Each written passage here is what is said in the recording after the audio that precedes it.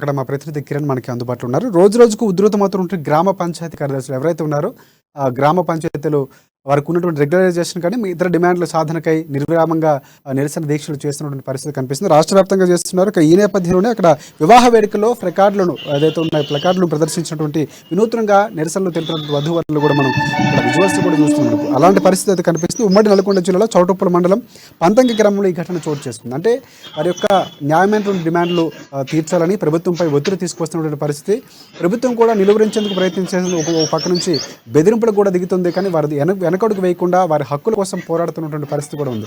ఖచ్చితంగా జాయిన్ అవ్వాలి, లేకపోతే మళ్ళీ ఉద్యోగాల నుంచి తీసేస్తామని ఘాటుగానే బయటగా చెప్పినటువంటి పరిస్థితి ఉంది. అయినా కూడా వారు వెనక్కి తగ్గకుండా వారి యొక్క పోరాటాన్ని కొనసాగిస్తున్నటువంటి పరిస్థితి ఉంది. మొత్తాన్ని చూసుకుంటే పంచాయతీ కార్యదర్శులు ఎవరైతే ఉన్నారో వారి యొక్క పరిస్థితి చాలా అధ్వానంగా ఉన్నటువంటి పరిస్థితి. వాళ్ళు క్లియర్గా చెప్తున్నారు సీఎం కేసీఆర్ మాట ఇచ్చిన ఇంతవరకు జరగలేదని. మరి ఈ నేపథ్యంలో అక్కడ ఉన్నటువంటి పరిస్థితులు ఏంటి? మొత్తానికి వధువరులు ఏదైతే వినూత్నంగా నిరసన తెలిపిన దానికి సంబంధించి పూర్తి అప్డేట్స్ ఏంటి కిరణ్ చెప్పండి.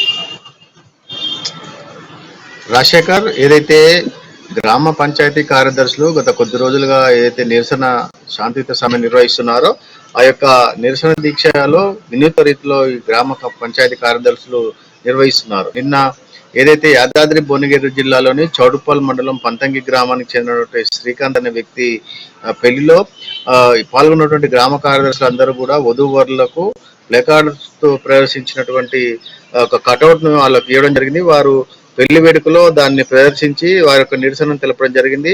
అదేవిధంగా ఆ పెళ్లికి వచ్చినటువంటి అందరూ కూడా అదే ప్లే కార్డ్ ను ప్రదర్శించి నిరసన తెలపడం తోటి వారి యొక్క చేస్తున్నటువంటి నిరసన అందరిని చూడే విధంగా అందరూ కూడా మా యొక్క సమస్యలను గుర్తించాలనే విధంగా ఉంది. అంతేకాకుండా తెలంగాణ వ్యాప్తంగా కూడా గ్రామ పంచాయతీ కార్యదర్శులు ప్రతి జిల్లాలో కూడా వివిధ రూపాల్లో నిరసన తెలియజేస్తూ ప్రభుత్వానికి తమ సమస్యను చెప్పుకునే ప్రయత్నం చేస్తున్నారు.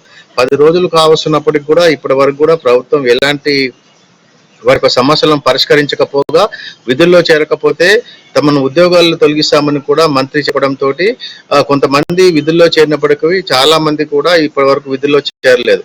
తమ సమస్యను ప్రభుత్వానికి వినిపించాలని, తమ సమస్యను వెంటనే పరిష్కరించాలని వారు రోజు కూడా డిమాండ్ చేస్తూ వస్తున్నారు. వారికి అధికార ఏవైతే ఉన్నారో టీఆర్ఎస్ ప్రభుత్వం తమ యొక్క హక్కులను కాలరాస్తుందని, తమను రెగ్యులరైజేషన్ చేయడంలో తీవ్ర నిర్లక్ష్యం వహిస్తుందని వాళ్ళు ఆరోపిస్తున్నారు. అయితే వీరికి ఇటు బీజేపీ, కాంగ్రెస్, అదేవిధంగా జనసమితి కోదండరామ్ కూడా వీరందరికీ కూడా వీరి యొక్క చేసినటువంటి శాంతియుత సమ్మెలో పాల్గొని వారికి సంఘీభావం కూడా ప్రకటిస్తున్నారు. అయినప్పటికీ కూడా ప్రభుత్వం ఇంతవరకు దిగిరాకపోవడంతో అయితే గ్రామ పంచాయతీ కార్యదర్శులు అయితే తీవ్ర మనోవేదనకు గురవుతున్నారు. తమ సమస్యను పరిష్కరించకపోగా 3 సంవత్సరాల్లో రెగ్యులరైజేషన్ చేయాల్సినటువంటి మా యొక్క ఉద్యోగాన్ని ఇంతవరకు రెగ్యులేట్ చేయకపోవడం, మరో అదనంగా సంవత్సరము పనిచేసినప్పటికీ 4 సంవత్సరాలు గడిచినప్పటికీ కూడా మమ్మల్ని అధికారికంగా రెగ్యులేట్ చేయడం పట్ల వాళ్ళైతే తీవ్ర నిరసన వ్యక్తం చేసి సమ్మె బాట పట్టారు. కొంతమంది సమ్మెను విరమించుకొని ఉద్యోగాల్లో చేరినప్పటికీ చాలా మంది కూడా ఇంకా సమ్మె బాటలోనే ఉన్నారు. దీంతో గ్రామ స్థాయిలో జరుగుతున్నటువంటి అనేక సమస్యలు పరిష్కరించడంలో గ్రామ పంచాయతీ కార్యదర్శులు లేకపోవడంతో ప్రజలు కూడా తీవ్ర ఇబ్బందులు పడుతున్నారు. అయినప్పటికీ కూడా ప్రభుత్వం కూడా వారిని పిలిచి చర్చలు జరిపి ఏదో రకంగా వారి సమస్యను పరిష్కరించాల్సి ఉండగా వారు కూడా కక్షధోరణితో వారిని ఉద్యోగాన్ని తొలగిస్తామని చెప్పడంతో గ్రామ పంచాయతీ కార్యదర్శులు అయితే ప్రభుత్వం పైన తీవ్రంగా మండిపడుతున్నారు. తమ సమస్యను పరిష్కరించకపోగా మేము కరోనా కాలంలో కూడా ప్రజలకు అనేక రంగాల్లో ప్రభుత్వం మాపై ఉంచిన బాధ్యతను క్రమంగా నిర్వహిస్తున్నామంటూ అందరి అధికారులు కూడా మాపైన ఎన్ని భారాలు పెట్టినప్పటికీ తమను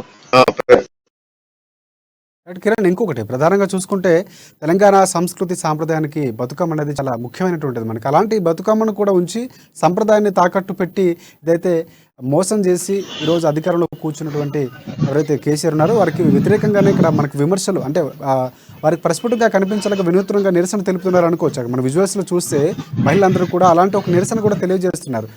వారి యొక్క డిమాండ్లను నెరవేర్చాలని కూడా చెప్తున్నటువంటి పరిస్థితి కూడా కనిపిస్తుంది. మనం ఆ విధంగా అర్థం చేసుకోవచ్చు అంటారు.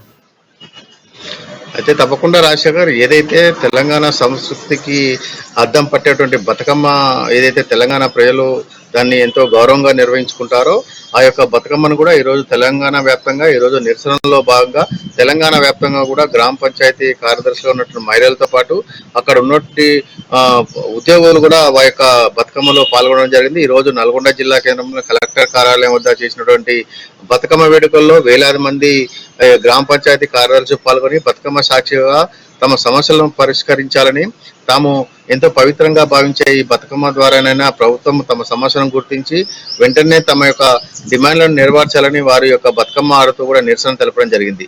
అయితే ఇప్పటి వరకు కూడా ప్రభుత్వము ఎలాంటి వారికి నచ్చజెప్పే ప్రయత్నం చేయకపోగా వారిపైన కక్షపూరితంగా వ్యవహరిస్తున్నతో గ్రామ పంచాయతీ కార్యదర్శులు అయితే తీవ్ర మనోవేదనకు గురవుతున్నారు. ఇప్పటికే 10-15 రోజులుగా తాము చేసినటువంటి నిరసన శాంతియుత సమ్మెకు ఎవరు కూడా ప్రభుత్వం నుంచి ఎలాంటి మాకు సానుకూల ప్రకటన రాకపోవడంతో వారైతే తీవ్ర మనోవేదనకు గురవుతున్నారు. తమ సమస్యను సాధ్యమైనంత త్వరగా పరిష్కరించాలని కోరుతున్నారు. రాజశేఖర్.